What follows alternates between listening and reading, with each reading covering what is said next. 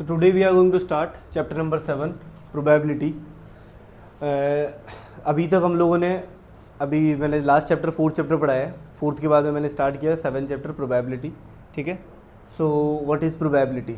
मैंने स्टार्टिंग में पहले इसकी डेफिनेशन लिखी है प्रोबेबिलिटी की. पहले इस डेफिनेशन को आप लोग अच्छे से समझिएगा कि इस डेफिनेशन का मीनिंग क्या है. ठीक है. प्रोबेबिलिटी होती क्या है एक्चुअली में. हम लोग जो पॉसिबिलिटीज़ जो जनरल लाइफ में बात करते हैं ना, वही मैथ की फॉर्म में प्रोबेबिलिटीज़ होती है. जो भी पॉसिबिलिटीज़ हम लोग देखते हैं आज के, मतलब जितने भी हम लोग देखते हैं कि यहाँ ये हो सकता है, ये नहीं हो सकता. So these kind of events are known as the probability in mathematics form. तो किस तरीके से मैंने प्रोबेबिलिटी को डिफाइन किया है, ध्यान से सुनना. Probability is a type of measurement. Probability एक मेजरमेंट का टाइप है which is used to measure the likelihood of events. जो इवेंट्स होती है कि किस तरीके की कौन कौन सी जो इवेंट्स है उसको क्या वो मेज़र करने के लिए, क्लियर है, प्रोबेबिलिटी का यूज़ करते हैं. अब इवेंट्स कैसी हो सकती है वो भी एग्जांपल के साथ समझाता हूँ मैं सारी चीज़ें.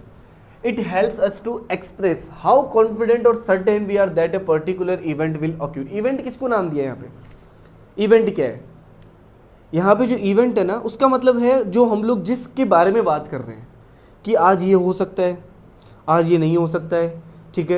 ये बैग है, इस बैग में से मैंने सपोज दैट मेरे पास में एक हिंदी की बुक रखी है, मैथ की बुक रखी है, इंग्लिश की बुक रखी है, एसएसटी की बुक रखी है. मैंने रैंडमली कोई बुक निकाली.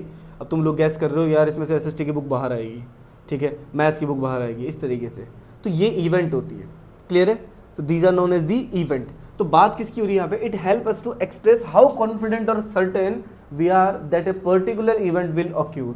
हम लोग कितना कॉन्फिडेंट है कि वो पर्टिकुलर इवेंट जो है वो होगी या फिर नहीं होगी. For example, is it rain today. अब जैसे आप लोग देख रहे हो अभी बाहर बारिश का मौसम चल रहा है, तो हम लोग अब इस वाली कंडीशन के लिए ये होंगे कि 90% श्योरिटी सब लोग दिखाएंगे कि होगी बारिश, 10% चांसेस है कि नहीं होगी बारिश. ठीक है. बाकी हम लोग ये 90% श्योरिटी दिखाएंगे बारिश होगी. तो ये प्रोबेबिलिटी जो है ये मोर लाइकली हो गई. ये वाले स्केल जो है प्रोबेबिलिटी स्केल, वो भी मैं समझा दूंगा सारी चीज़ें. तो प्रोबेबिलिटी यहाँ पर होने के चांसेस ज़्यादा हो गए, क्लियर है. इसी तरीके से बात करें, will India win the 2027 world cup. मैंने ये चीज़ बताई है. अब 2027 वर्ल्ड कप इंडिया जीतेगी कि नहीं जीतेगी, ठीक है, हम लोग ये वाला प्रेडिक्ट कर सकते हैं. अब देखते हुए बोलेंगे यार सर टीम अच्छी है इंडिया की, जीत सकते हैं. ठीक है. अगर टीम में सर कोहली और रोहित खेलेंगे तो डेफिनेटली जीतेंगे सर. ठीक है. और बुमराह बाहर हो गया तो सर हम लोग तो वहीं हार गए, है ना. ऐसे काफ़ी सारी चीज़ें हम लोग प्रिडिक्ट कर सकते हैं, क्लियर है. तो प्रिडिक्शन जो है वो उसकी तो कोई लिमिट ही नहीं है, हम लोग प्रिडिक्शन तो कुछ भी कर सकते हैं. ठीक है. आगे सुनना. उसके बाद मैंने बात की रैंडमनेस की. ठीक है. रैंडमनेस आप लोगों ने रैंडमली एक वर्ड सुना होगा, मतलब जिसका आप लोगों को पता नहीं हो कि होने क्या वाला है, रैंडमली उसको बोलते हैं हम लोग. कुछ बच्चे रैंडम को बोलते हैं बिना देखे नहीं होता है. रैंडम का मतलब होता है कि मुझे पता नहीं हो होने क्या वाला है, उसको बोलेंगे रैंडम. तो randomness refers to a situation. Randomness एक सिचुएशन को रिफर करता है वेयर वी कांट प्रिडिक्ट. हम लोग प्रिडिक्ट नहीं कर सकते. ठीक है. हम लोग प्रिडिक्ट नहीं कर सकते exactly what will happen next, कि आगे क्या होने वाला है ये चीज़ हम लोग प्रिडिक्ट नहीं कर सकते, क्लियर है. व्हाट विल हैपन नेक्स्ट ये चीज़ हमें नहीं पता होता है, तो इसको बोले हम लोग क्या, randomness. For example tossing a coin. एक कोइन को टॉस करूँगा मैं, उस कोइन पे हेड आ सकता है या फिर टेल आ सकता है. मुझे लेकिन परफेक्टली नहीं पता ना कि क्या आने वाला है. ठीक है. मतलब मैं श्योर नहीं हूँ उस चीज़ के लिए, तो या तो हेड या फिर टेल, तो मैं प्रिडिक्ट कर सकता हूँ. तो ये एक तरीके से रैंडम एक्सपेरिमेंट है. इसी तरीके से डाइस को उछाला मैंने. अब डाइस को उछालने पर 1 2 3 4 5 6 कुछ भी आ सकता है. ठीक है. हम लोग खाली गैस कर सकते हैं कि 3 आएगा, 4 आएगा, इस तरीके से. बाकी आएगा क्या वो तो डाइस पे डिपेंड करता है किस तरीके से गिरता है वो. तो सपोज दैट एक बैग है, उस बैग में मैंने 10 कलर की रेड बॉल डाल दी. अब मैं एक बॉल निकालूंगा उसमें से, ठीक है, रैंडमली. तो यहाँ पर रैंडमली का कोई मतलब ही नहीं है. क्यों? क्योंकि मुझे पता है उसमें से रेड बॉल ही आने वाली है बाहर. तो यहाँ पर ये रैंडमनेस नहीं है. रैंडमनेस क्या होगी, जिसके इवेंट का मुझे पता नहीं. अगर आप लोगों के अगर लैंग्वेज में रैंडमनेस का मतलब ये हो कि बिना देखे, तो फिर तो इसका मतलब तो वो वाली इवेंट भी रैंडम ही हो गई कि एक बॉल निकालना. लेकिन वो रैंडम का मतलब होता है कि होने वाला क्या है आगे वो पता नहीं हो, क्लियर है. तो उसको बोलेंगे हम लोग रैंडमनेस. ओके. तो ये लिखें, फिर आगे बढ़ते हैं हम लोग. ठीक है. अभी इंट्रोडक्शन पार्ट पे चलेंगे. और so next topic the probability scale. Probability scale की बात करते हैं. The probability of an event is measured only between 0 to 1। किसी भी इवेंट की जो प्रोबेबिलिटी है वो 0 से 1 के बीच में हो सकती है, दैट्स इट। इससे ना तो ज़्यादा, 1 से ना तो ज़्यादा, ना ही 1 से कम, ऐसी कोई प्रोबेबिलिटी नहीं हो सकती। मतलब कोई भी प्रोबेबिलिटी कभी नेगेटिव नहीं हो सकती है। 0 से कम तो मतलब नेगेटिव में है, और कोई भी प्रोबेबिलिटी 1 से थोड़ा सा भी ज़्यादा नहीं हो सकती है, या तो 1 या फिर 0। ये इनके कॉर्नर पॉइंट्स हैं, इनसे 1 से ना तो ज़्यादा ना 0 से कम। प्रोबेबिलिटीज़ जो होती है किसी भी इवेंट की वो 0 से 1 के बीच में होती है। मतलब आप लोगों को पूरे प्रोबेबिलिटी के चैप्टर्स में, यही 9th में ही नहीं, कंप्लीट लाइफ के अंदर आप लोगों को जो भी आंसर्स मिलेंगे वो सारे आंसर्स आप लोगों को 0 से 1 के बीच में ही मिलेंगे। ठीक है, 0 से 1 के बीच में इन्फिनिटी नंबर्स होते हैं। ऐसे तो आप लोग देखो सर 0 से 1 में तो कितने से नंबर होते हैं, बहुत सारे नंबर होते हैं। ठीक है, इन्फिनिटी नंबर होते हैं। देखना अभी आंसर्स, आपको बहुत सारे आंसर्स मिलेंगे ऐसे। ठीक है, ध्यान से सुनना। फिर मैंने एक एग्जाम्पल लिखा है, इस एग्जाम्पल के बेसिस में इस प्रोबेबिलिटी स्केल को मैं बताने वाला हूँ। If we have to choose triangles from a box which is containing 3 triangles and 3 rectangles. एक बॉक्स है जिस बॉक्स के अंदर 3 तो ट्राइंगल्स रखे हुए हैं, 3 रेक्टेंगल्स रखे हुए हैं। क्लियर? एक बॉक्स के अंदर 3 ट्राइंगल्स रखे हैं और 3 रेक्टेंगल्स रखे हैं। क्लियर है?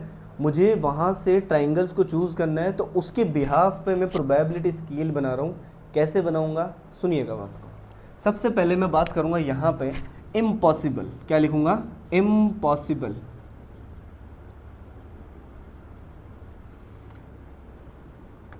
इम्पॉसिबल के लिए कि मेरे पास में एक बॉक्स है, उसके अंदर ट्राइंगल भी रखे हैं और क्या रखे हैं? रेक्टेंगल भी रखे हैं।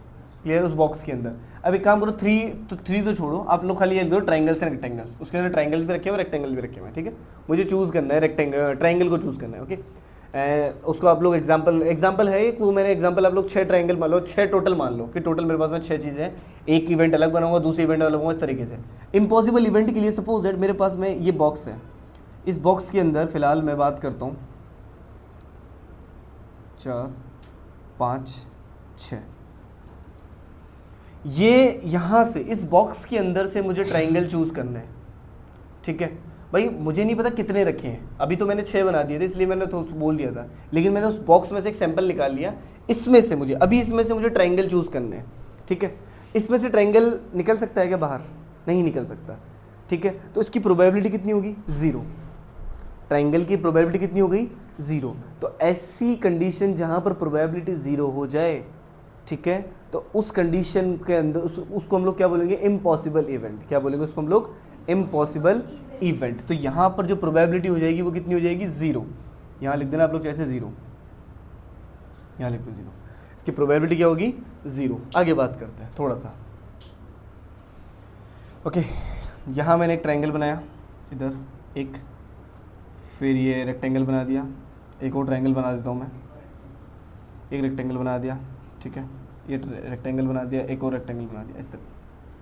तो यहाँ पे 4 मेरे पास में क्या हो गए? रेक्टेंगल, और 2 क्या हो गए? ट्राइंगल्स। तो ऐसी कंडीशन को हम लोग बोलेंगे लेस लाइकली। क्या बोलेंगे इसको हम लोग? Less likely. Less likely it means that triangle आने के चांसेस क्या है? कम है। ट्राइंगल आने के चांसेस क्या है? कम है। तो ऐसी इवेंट को हम लोग क्या बोलेंगे बेटा? Less likely. समझ आ रही है बात? आगे बढ़े। Okay, less likely. इसके बाद में आगे बढ़ते हैं। यहाँ पे ये ट्राइंगल बनाया, एक ट्राइंगल और बनाया, एक ट्राइंगल और बना दिया, यहाँ बनाया रेक्टेंगल, ये एक और रेक्टेंगल बनाया, ये एक और रेक्टेंगल बनाया। ऐसी कंडीशन को हम लोग क्या बोलेंगे? Equally likely. 3 ही ट्राइंगल है, 3 ही रेक्टेंगल है, तो ऐसी कंडीशन मतलब दोनों की प्रोबेबिलिटी 50-50% होगी, तो इसको हम लोग बोलेंगे इक्वली लाइकली। ठीक है, ये इक्वली लाइकली बहुत यूज होता है। इक्वली लाइकली, इक्वली लाइकली देखो आप लोग कहाँ कहाँ यूज हो रहा है। कोइन के अंदर भी तो इक्वली लाइकली होता है, हेड और टेल। तो इक्वली लाइकली मतलब दोनों की 50-50% प्रोबेबिलिटी होती है, तो इसको भी हम लोग इक्वली लाइकली बोलते हैं। ओके, तो इक्वली लाइकली हो गया। आगे बात करते हैं हम लोग। ठीक है, मेरे पास में एक ट्राइंगल, एक, फिर ये रेक्टेंगल बनाया, फिर एक ट्राइंगल बनाया, फिर एक और ट्राइंगल बनाया, इधर एक और ट्राइंगल बनाया, यहाँ रेक्टेंगल बनाया। ठीक है, अभी मेरे पास में क्या है? 4 ट्राइंगल है, 2 रेक्टेंगल है। तो ऐसी केसेस को हम लोग क्या बोलेंगे? More likely. क्या बोलेंगे इसको हम लोग? More likely. समझ आ रही है बात बेटा? क्या बोलेंगे इसको? More likely. It means that triangle आने के चांसेस और ज़्यादा बढ़ गए, तो ऐसी कंडीशन में हम लोग उसको बोलेंगे मोर लाइकली। और आगे बात करते हैं। एक ट्राइंगल, दो, फिर ट्राइंगल, फिर ट्राइंगल, फिर ट्राइंगल, फिर ट्राइंगल। ऐसे इवेंट को हम लोग क्या बोलेंगे? श्योर इवेंट या फिर सर्टेन इवेंट। ठीक है, या तो श्योर बोल दो या फिर सर्टेन, ये इसकी प्रोबेबिलिटी 1 हो जाएगी। क्या बोलेंगे इसको? Certain event, certain event. तो ऐसी केसेस में हम लोग सर्टेन इवेंट बोलेंगे, इसकी प्रोबेबिलिटी हो जाएगी 1। तो कभी कभी क्वेश्चन इस तरीके से पूछ सकता है कि प्रोबेबिलिटी अगर 1 हो तो उसको इवेंट को हम लोग क्या बोलेंगे? Certain event. और किसी की प्रोबेबिलिटी 0 हो तो ऐसी केसेस में हम लोग उसको क्या बोलेंगे? Impossible event. ठीक है, इस तरीके से। एक और चीज़ आप लोगों को मैं फॉर्मूला बता देता हूँ उसका, ध्यान से देखना। हाँ, ये ऊपर वाला तो नोट हो गया ना आपका भाई? ऊपर जो लिखा है ये भी, चलो ठीक, कोई बात नहीं हुआ तो ध्यान से देखो। प्रोबेबिलिटी ऑफ एनी इवेंट, एक फॉर्मूला बताता हूँ। Probability of any event, formula होता है number of favourable outcomes. Favourable outcomes ये यूज करेंगे हम लोग फॉर्मूला, है ना, और अपॉन में number of total outcomes, number of total outcomes. ठीक है, ये हम लोग यूज करेंगे फॉर्मूला आगे। एक और बात बताता हूं मैं आप लोगों को। ठीक है, किसी प्रोबेबिलिटी का होना और किसी प्रोबेबिलिटी का नहीं होना, मतलब किसी प्रोबेबिलिटी का, एक तो प्रोबेबिलिटी ऑफ एनी इवेंट, और बिल्कुल उस इवेंट का उल्टा, इनवर्स, इन दोनों का सम किसके इक्वल होता है? 1 के इक्वल होता है। ध्यान रखना, किसी प्रोबेबिलिटी का होना या फिर किसी प्रोबेबिलिटी का नहीं होना, इन दोनों का सम किसके इक्वल होता है? 1 के। कैसे? एक हेड है, सॉरी हेड क्या, कोइन है, उसको मैंने टॉस किया, मेरे पास में हेड आ गया, हेड आने की प्रोबेबिलिटी 1/2 हो गई। तो इसका उल्टी प्रोबेबिलिटी कौन सी थी? टेल आना। उल्टी वाली मतलब उसकी प्रोबेबिलिटी कितनी? 1/2। दोनों को प्लस करोगे कितना आएगा? 1 ही तो आएगा। तो किसी प्रोबेबिलिटी का होना और किसी प्रोबेबिलिटी का नहीं होना, ठीक है, तो उन दोनों का जो सम होता है वो किसके इक्वल होता है? 1 के इक्वल होता है। आप लोग इस चीज़ का ध्यान रखना, ये फॉर्मूला आप लोग नोट कर लेना। ठीक है, मैं लिख देता हूँ इधर कि PE plus PE dash equal to कितना होता है बेटा? 1 होता है। ये ध्यान रखना, PE plus PE dash equal to कितना होता है? 1। अगर आप लोगों को यहाँ से सपोज दैट PE डैश निकालना हो तो कैसे निकालोगे? 1 माइनस PE करके। क्या लिखोगे? 1 माइनस PE। अगर PE डैश निकालना तो PE को उधर भेज दो, 1 माइनस PE। और इसी तरीके से अगर आप लोग को PE निकालना होगा तो आप लोग क्या कर सकते हो? 1 माइनस PE डैश कर सकते हो। ठीक है, तो ये आप लोगों को थोड़ा ध्यान रखना होगा। ठीक है, ये सारी चीज़ें मैंने बता दी है प्रोबेबिलिटी से रिलेटेड। और आगे चलते हैं अभी। ठीक है, करो उसको। Next we have measuring probability objectively. हम लोग प्रोबेबिलिटी को कैसे ऑब्जेक्टिवली मेजर करते हैं? इसके 2 टाइप्स हैं। सबसे पहला है एक्सपेरिमेंटल प्रोबेबिलिटी। एक्सपेरिमेंटल प्रोबेबिलिटी क्या है? The probability is estimated by calculating the relative frequency of the event. Relative frequency of event का मतलब क्या होगा कि एक इवेंट कितनी बार हो रही है। सपोज दैट मैंने एक कॉइन को 20 बार उछाल दिया, समझ रहे हो बात को? एक कॉइन को 20 बार उछालने पर मैं केसेस बनाने बैठूंगा तो बहुत सारे केसेस बनेंगे। 2⁻20। वो मैं आपको फॉर्मूला दिखवा दूंगा अभी। 2⁻20 केसेस बनेंगे। कितने सारे केसेस हो गए? ठीक है, इसीलिए एस्टिमेटेड प्रोबेबिलिटी उसके अंदर निकलती है। एस्टिमेटेड प्रोबेबिलिटी मतलब जो अप्रॉक्स में निकलती है, ज़रूरी नहीं है पूरी परफेक्ट वही की वही प्रोबेबिलिटी है, एस्टिमेट करके हम लोग उसको निकालते हैं। ठीक है, तो मैंने कहा relative frequency of the event based on the collected evidence. जो भी एविडेंस मुझे मिले हैं उसकी बिहाफ पे हम लोग उसको निकालते हैं। We call this experimental probability. इसको हम लोग एक्सपेरिमेंटल प्रोबेबिलिटी बोलते हैं। एक्सपेरिमेंटल प्रोबेबिलिटी का फॉर्मूला लिखा है मैंने, equal to number of times the event occurred. कितनी बार कोई इवेंट हुई है, और फिर लिखा है total number of trials. Number का ट्रायल्स कितने हैं? सपोज दैट एक कॉइन को मैंने उछाला, एक कॉइन को मैंने 20 बार उछाल दिया। 20 बार उछालने पर कोई मुझसे पूछता है कि हेड आने की प्रोबेबिलिटी, एक्सपेरिमेंटल प्रोबेबिलिटी बताइए वेयर जो 20 बार उछालने पर हेड जो है ना 6 बार आया है, तो प्रोबेबिलिटी कितनी हो जाएगी? 6/20। प्रोबेबिलिटी कितनी होगी? 6। लेकिन एक्चुअल प्रोबेबिलिटी ये नहीं होगी, ये एक्सपेरिमेंटल प्रोबेबिलिटी है। समझ रहे हो बात को? 6/20 जो है वो एक्चुअल प्रोबेबिलिटी नहीं है, 6/20 एक्सपेरिमेंटल प्रोबेबिलिटी है। अप्रोक्सीमेशन में उसका आंसर आता है। यहाँ देखिए थ्योरेटिकल प्रोबेबिलिटी, ये वो प्रोबेबिलिटी जो मैंने अभी फॉर्मूला आप लोगों को बताया था, ये प्रोबेबिलिटी वो जो हम लोग पूरी लाइफ पढ़ते आएंगे। ठीक है, एक्सपेरिमेंटल प्रोबेबिलिटी ये ऐसी है कि हम लोग खाली एस्टिमेट करते हैं। थ्योरेटिकल प्रोबेबिलिटी हम लोग पूरी लाइफ पढ़ने वाले हैं। क्या है थ्योरेटिकल प्रोबेबिलिटी? वही चीज़ है, क्या लिखा है? The probability determined by reasoning about the number of favourable outcomes. ठीक है, in the relation to the total number of possible outcomes. Definition मत पढ़ो, कोई बात नहीं, आप लोग डायरेक्टली फॉर्मूला देखो। अभी मैंने लिखवाया था फॉर्मूला, सेम फॉर्मूला है, प्रोबेबिलिटी ऑफ ई, वही फॉर्मूला, वो थ्योरेटिकल प्रोबेबिलिटी ही थी एक तरीके से, मैंने पहले लिखवा दिया था फॉर्मूला। फॉर्मूला क्या आता है? Number of favourable outcomes upon number of total outcomes. इसका मतलब क्या हो जाएगा कि अगर मुझे थ्योरेटिकल प्रोबेबिलिटी निकालनी हो, एक डाइस को मैंने उछाला, ठीक है, एक डाइस को उछाला, उस पर 3 आने की प्रोबेबिलिटी कितनी है, एक डाइस पे 3 कितनी बार आ सकता है, एक बार आ सकता है, तो प्रोबेबिलिटी हो जाएगी 1/6, ठीक है। जो एक्चुअल डाटा जो होता है कि कितने फेसेस होते हैं डाइस के, 6 फेसेस होते हैं, ठीक है, तो प्रोबेबिलिटी हो जाएगी 3/6, सॉरी 1/6, क्योंकि 3 आने की चांसेस एक ही बार है, तो 1/6 उसकी प्रोबेबिलिटी हो जाएगी। तो प्रोबेबिलिटी के जो क्वेश्चंस करेंगे ना, तो उसको बहुत ज़्यादा अच्छे से पढ़ेंगे। क्लियर है? बस आपको मैंने अभी फिलहाल एक्सपेरिमेंटल प्रोबेबिलिटी और थ्योरेटिकल प्रोबेबिलिटी में डिफरेंस बताया है। क्लियर है? ठीक है, इसको नोट करें बेटा। कल तक हम लोगों ने इसका थोड़ा बहुत थ्योरेटिकल पार्ट कंप्लीट किया था, introduction part. So today we are going to start again the part of introduction, क्योंकि इसका इंट्रोडक्शन पार्ट अभी थोड़ा सा और है, ठीक है।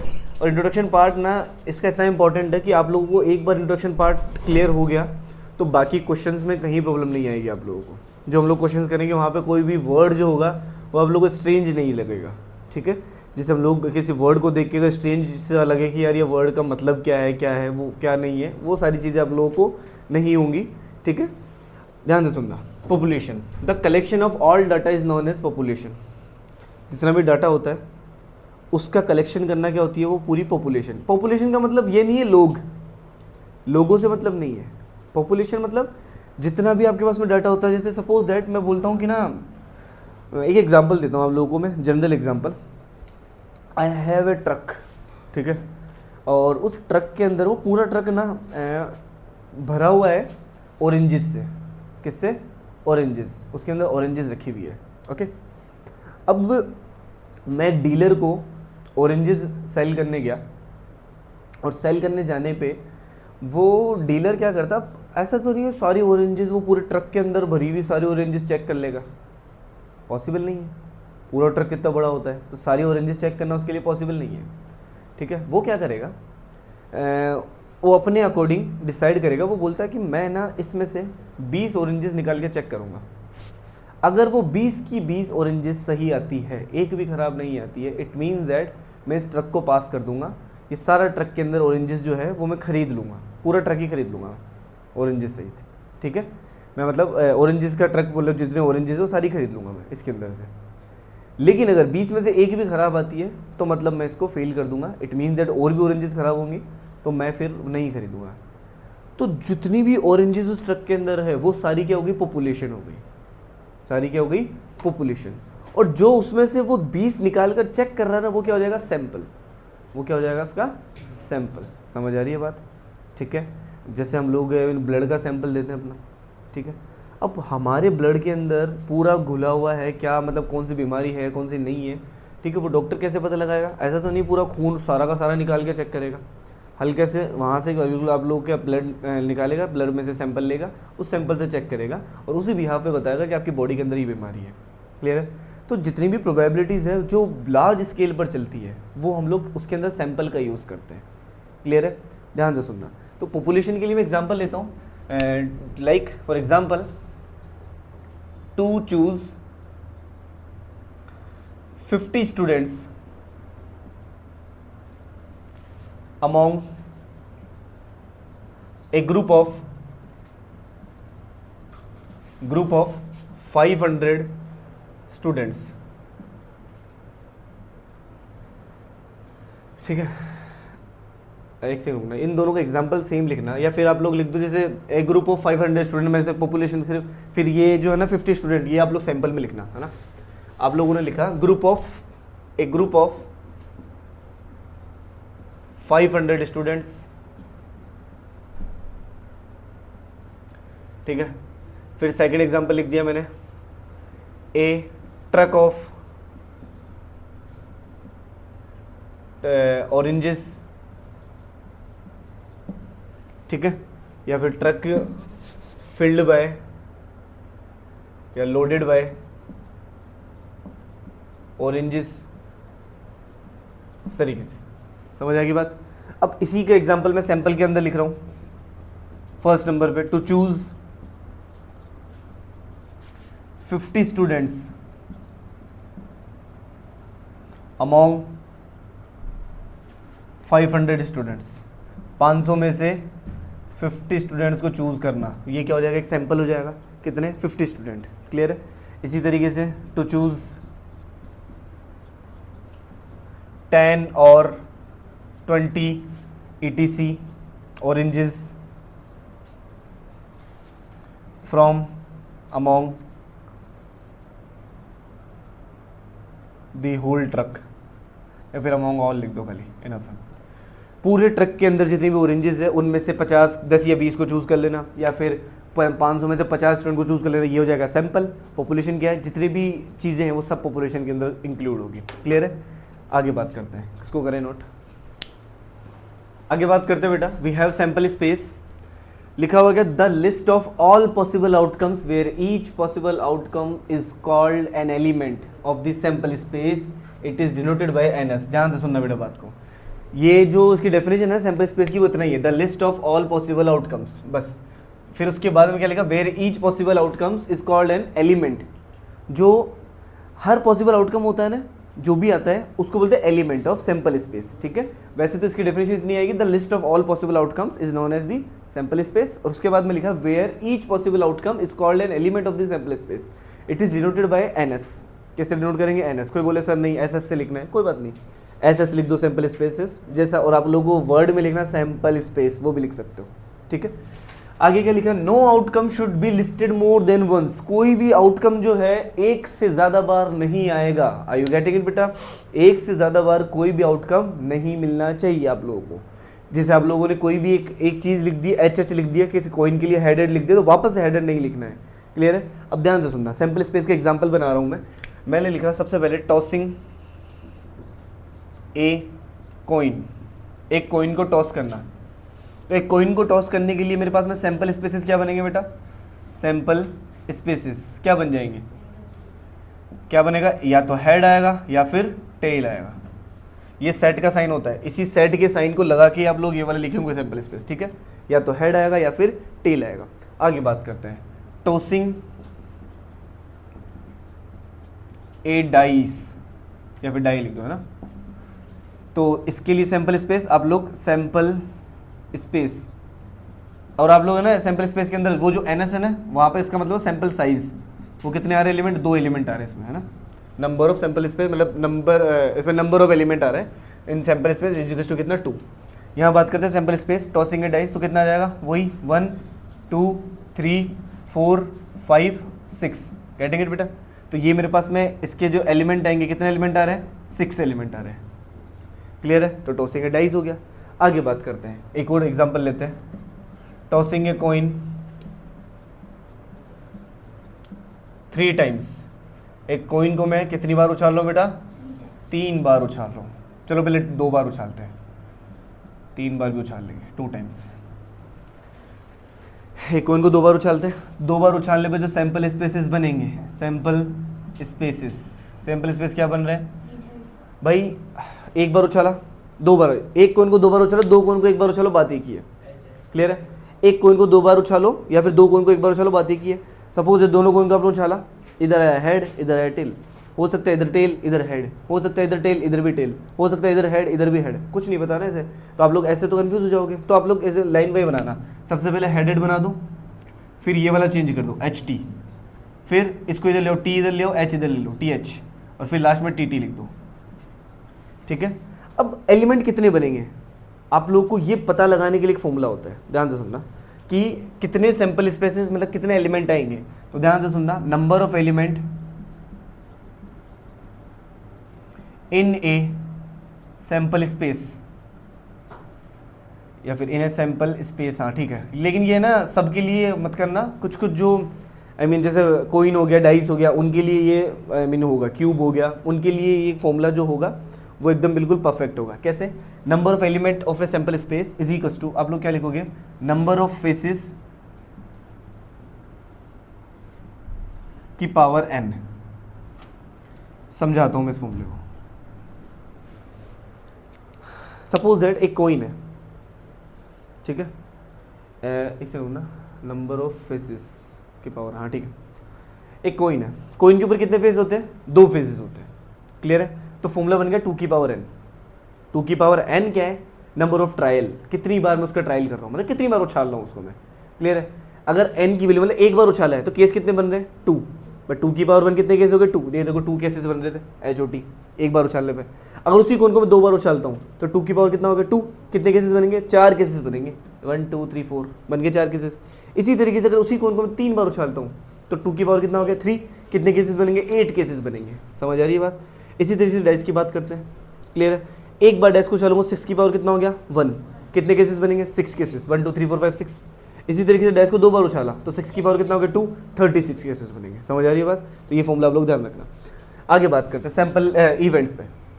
क्या लिखा है, a combination of results that might happen when we perform a random action. जब हम लोग कोई एक्शन परफॉर्म करते हैं तब उसका कॉम्बिनेशन, जो रिजल्ट का कॉम्बिनेशन आता है उसको इवेंट बोलते हैं। बोला सर ऐसे समझ में नहीं आएगा, देखो मैं एग्जांपल से समझाता हूँ आप लोगों को, इसी के एग्जांपल लेके समझाता हूँ, ठीक है। टॉसिंग ए कॉइन, एक कॉइन को टॉस करना, उसके अंदर जो हेड और टेल है वो तो बन गया सैंपल स्पेस, ठीक है। अब यहाँ पर फॉर एग्जांपल फर्स्ट गेटिंग, दो वाले का समझाता हूँ ना, getting head after tossing a coin 2 times. एक कॉइन को 2 बार उछालने पर, ठीक है, तो उसके अंदर क्या मिल रहा है, हेड मिल रहा है मुझे। तो गेटिंग हेड क्या हो गई मेरे पास में, इवेंट हो गई। मुझे क्या मिल रहा है, हेड मिल रहा है। ये क्या था, टॉसिंग ए कॉइन 2 टाइम्स, ये तो क्या हो गया, सैंपल स्पेस हो गया। एक कॉइन को 2 बार उछालना, इसके जितने भी केसेस बना दी क्या बन गए, सैंपल स्पेसेस, क्लियर है। उनमें से जब मैं कुछ परफॉर्म कर रहा हूँ मुझे क्या मिलेगा, 2 हेड मिल रहे हैं। मतलब क्या बोला, गेटिंग हेड, मुझे सिर्फ और सिर्फ हेड मिल रहे हैं, तो दोनों बार हेड ही मिला एक तरीके से, ठीक है। तो गेटिंग हेड दोनों बार या फिर एक बार, जितनी बार उसने गेटिंग हेड बोला, उसने हेड मिलना। तो getting head after tossing a coin 2 times, जब कॉइन को 2 बार उछालते तो हेड मिल रहा है मुझे। तो हेड मुझे किस किस केसेस में मिल रहा है, वो हो जाएगी इसकी इवेंट, ठीक है। तो ध्यान से सुनना, इवेंट क्या लिखोगे आप लोग यहाँ पे, इवेंट इज इक्वल्स टू क्या मिल रहा है, हेड कहाँ मिल रहा है, यहाँ पे हेड मिल रहा है तो HH, और कहाँ मिल रहा है हेड, यहाँ पे मिल रहा है HT, और कहाँ मिल रहा है, यहाँ पे मिल रहा है TH। तो ये हो गई इवेंट, TT नहीं आएगा इसके अंदर। ये सारे जो एलिमेंट थे ना, ये तो हो गए सैंपल स्पेस। TT इसलिए नहीं होगी, इवेंट क्या है, इवेंट क्या है, गेटिंग हेड, तो हेड ही मिलना चाहिए। TT के अंदर हेड कहाँ मिल रहा है, वो सैंपल स्पेस के अंदर तो सारे आते हैं, इवेंट के अंदर सिर्फ वो आता है जिसकी बात कर रहा है क्वेश्चन। समझ आ रही है बात, ठीक है। सपोज दैट मैं इस डाइस की बात करता हूँ, यहाँ पे डाइस की बात करने पे मैंने लिखा सेकंड एग्जांपल इसका, getting number greater than 4, greater than 4 tossing a dice for once. एक बार मैंने इस डाइस को उछाला तो गेटिंग नंबर ग्रेटर देन 4, तो गेटिंग नंबर ग्रेटर देन 4 क्या हो गई मेरी, इवेंट हो गई। सैंपल स्पेस क्या बन गई, एक डाइस को एक बार उछालने पे 1 2 3 4 5 6, वो तो बन गए सैंपल स्पेसिस। और इवेंट क्या बन गई मेरी, इवेंट बन गई क्या, कि जो नंबर 4 से बड़े, तो 4 से बड़े क्या क्या 5 और 6, तो ये मेरे पास में बन गई क्या, इवेंट। समझ आ रही है बात। तो इवेंट और सैंपल स्पेसिस में डिफरेंस समझ में आया। ट्रायल में क्या डिफरेंस था, कल बताया था मैंने, ट्रायल और इवेंट। इवेंट तो ये कॉम्बिनेशन हो गया, ट्रायल क्या होता है, जितनी बार हम लोग ट्राई कर रहे हैं, 1 बार 2 बार 3 बार 4 बार, वो ट्रायल होता है। क्लियर है, कंप्लीट है, करो उसको फिर आगे चलते हैं। आगे लास्ट इसका टॉपिक है बेटा इंट्रोडक्शन का, ये कंप्लीट करके फिर हम लोग आगे एक्सरसाइजेस पे चलेंगे, ठीक है। लास्ट टॉपिक है tree diagrams. A tree diagram is a visual representation used to list all possible outcomes of a multi step experiment. Multi step experiment क्या होता है, एक चीज़ हो गई, उसके बाद में दोबारा करेंगे उस चीज़ को, दोबारा नहीं तो तीसरी बार करेंगे, तीसरी बार नहीं 4 बार, जितनी भी बार करेंगे, तो उसको बोलते हैं मल्टी स्टेप एक्सपेरिमेंट। क्लियर है। मैंने लिखा है देखो, tossing a fair coin 3 times. एक फेयर कॉइन को कितनी बार उछाला हूँ मैं, 3 बार उछाला, मतलब एक बार उछाला, आउटकम नोट कर लिया, दूसरी बार उछाला, आउटकम नोट कर लिया, तीसरी बार उछाला, आउटकम नोट कर लिया। क्लियर है। ध्यान से सुनना बात को, कैसे इसको समझेंगे अपन। इसका ट्री डायग्राम बनाते हैं हम लोग, है ना। तो सबसे पहले लिखा मैंने tossing a coin, tossing a coin. एक कॉइन को मैं कर रहा हूँ क्या, टॉस, यहाँ पे टॉसिंग ए कॉइन, ठीक है। सबसे पहले मैं लिख रहा हूँ फर्स्ट टॉस, फर्स्ट टॉस। पहली टॉस के अंदर मेरे पास में ऑप्शंस क्या क्या है, एक आ सकता है हेड या फिर आ सकता है टेल, यही ऑप्शन है, ठीक है, हेड आ सकता है या फिर क्या आ सकता है, टेल। ये तो हो गया फर्स्ट टॉस के बाद। आगे बात करते हैं सेकंड टॉस। सेकंड टॉस के अंदर इस हेड के पास में दो ऑप्शन है। हेड आने के बाद में अब मैं सेकंड टॉस कर रहा हूं, इसके पास में वापस से दो ऑप्शन खुल गए। एक आ सकता है हेड और एक आ सकता है टेल। थोड़ा आगे लिखते हैं इसको। एक आ सकता है हेड और एक आ सकता है क्या, टेल। सेम इस वाले टेल के पास में भी दो ऑप्शन फिर से खुल गए। एक आ सकता है हेड और एक आ सकता है टेल। समझ आ रही है बात। इसी तरीके से थर्ड टॉस करूंगा मैं। थर्ड टॉस, इस थर्ड टॉस के अंदर फिर से इस हेड के पास में दो ऑप्शन खुल गए। एक आ सकता है हेड, एक आ सकता है टेल। सेम इस एक आ सकता है हेड, एक आ सकता है टेल। यहां पर भी सेम, एक आ सकता है हेड, एक आ सकता है टेल। सेम यहां पर भी एक आ सकता है हेड, एक आ सकता है टेल। सबके पास में स्टेप बाय स्टेप क्या बनते जाएंगे, वापस से वो ऑप्शन बढ़ते जाएंगे बढ़ते जाएंगे। बता रहा हूँ, ठीक है, मेरी बात सुनना। यहाँ से स्टार्ट करते हैं। एक कॉइन को उछाला, हेड आ गया। इस केस पे बात कर रहा हूँ, कॉइन को उछाला, हेड आ गया। लिख लिया, आउटकम नोट कर लिया। अब मैं कॉइन उछाल रहा हूँ फिर से। प्रोबेबिलिटी बिल्कुल इंडिपेंडेंट है, हेड भी आ सकता है, टेल भी आ सकता है। तो इस हेड के पास में क्या ऑप्शन है, हेड भी आ सकता है, टेल भी आ सकता है इस हेड के बाद में। क्लियर है। दूसरी बार उछाला उसने, दूसरी बार उछालने पर भी उसके पास में क्या आ गया, हेड आ गया। अब तीसरी बार उछालेगा, तो तीसरी बार उछालने पर भी वही तो केसेस है उसके पास में। वापस से वो कॉइन उठाया उसने, वही कॉइन है, वही हेड और वही टेल है। तो फिर से उसके पास में दो ऑप्शन है, हेड भी आ सकता है, टेल भी आ सकता है। समझ आ रही है बात। तो इनको आप लोग आउटकम्स को बनाओगे कैसे, ध्यान से सुनना। ये आउटकम्स आप लोग लिखोगे यहाँ पे, आउटकम्स। आउटकम्स कैसे लिखोगे, सपोज दैट हेड उछाला, पहली बार में हेड आया, दूसरी बार में भी हेड आ गया, तीसरी बार में भी हेड आ गया। तो लिख दिया मैंने कितना, H H H H H H. अगली बात करते हैं। हेड उछाला, पहली बार में हेड आया, फिर कॉइन उछाला, दूसरी बार में हेड आया, और तीसरी बार में इस बार क्या आ गया, टेल आ गया। तो मैं क्या कर रहा हूँ, एच एच टी। क्लियर है। आगे बात करते हैं, ठीक है। उछाला कॉइन, भाई ये वाला हो गया, ये वाला हो गया। पहली बार में उछाला, हेड आया, इस पे तो जा चुके अपन, इसके सारे केसेस हो चुके। पहली बार में उछाला तो क्या आया, हेड आया। अभी हेड के केस बना रहा हूँ सारे। पहली बार में क्या आ गया, हेड आ गया। फिर उछाला, इस बार टेल आ गया। क्लियर है। फिर उछाला, इस बार फिर से हेड आ गया, तो एच टी एच हो गया।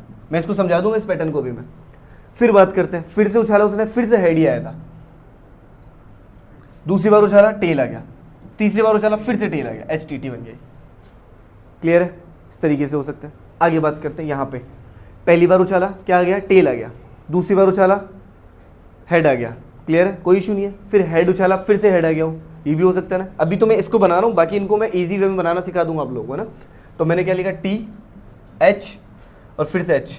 फिर से मैंने पहली बार उछाला, टेल आया, दूसरी बार उछाला, हेड आया, और फिर इसके बाद में टेल बन गया। फिर आगे बात करते हैं। उछाला कितना, टेल आया, फिर दूसरी बार उछाला तो टेल आ गया, तीसरी बार उछाला तो हेड आ गया, और फिर मैंने टेल उछाला, एक बार टेल आया, दूसरी बार में टेल आया, फिर से टेल आ गया। कितने केसेस बन गए, 1 2 3 4 5 6 7 8। अभी मैंने एक फॉर्मूला बताया था, क्या था वो, number of faces. Number of faces, एक कॉइन की फेसेस कितने होते हैं, 2, और कितनी बार उछालो, 3 बार, तो 2 की पावर 3 8 केसेस बनते हैं। ये 8 केसेस बन गए। अब इनको हम ना आप लोगों को इजी वे में बनाना सिखाता हूँ। ये तो ट्री डायग्राम बनाया मैंने, ठीक है। ट्री डायग्राम की बात करता हूँ तो ऐसे ट्री डायग्राम आपको बनाना है। क्लियर है। आप लोगों को बिल्कुल इजी वे में बनाना सिखाता हूँ मैं। देखो, सैम्पल स्पेसेस आप लोग बनाओगे कैसे, सैम्पल स्पेसेस। जैसे आप लोग एक कॉइन को 3 बार उछालोगे, सैम्पल स्पेसेस कैसे बनाओगे। सबसे पहले आप लोग क्या करोगे, एच एच एच से स्टार्ट कर देना, हेड हेड हेड से स्टार्ट कर दो, लास्ट वाले को चेंज करो, एच एच, यहाँ लिख दो टी। इस टी को इधर किसका हो, एच टी एच। फिर टी को और किसका हो, टी एच एच। समझ आ रही है बात। क्लियर है। एच एच एच से स्टार्ट किया, लास्ट वाले को चेंज किया, टी टी को इधर किसका आया, फिर टी को इधर किसका आया, बन गए 4 केसेस। अब same cases T T T के साथ बनाओ, टी टी टी, लास्ट वाले को चेंज करो, टी टी एच। इस एच को इधर किसका हो, टी एच टी, फिर एच को इधर किसका दो, एच टी टी। देखो 8 केसेस बन गए। या आउटकम्स तो मैंने ट्री डायग्राम के अकॉर्डिंग लिख दिए, ठीक है। और ये मैंने सैम्पल स्पेसेस बनाने का आपको तरीका सिखा दिया। आउटकम्स अगर आप लोग यहाँ से नहीं निकाल पाते तो डायरेक्टली ये वाले केसेस आप लोग इस लाइन से लिख देना। ट्री डायग्राम जब भी बनाओ कोई इशू नहीं है, ऊपर नीचे कोई भी केसेस हो सकते हैं। समझ आ रही है बात।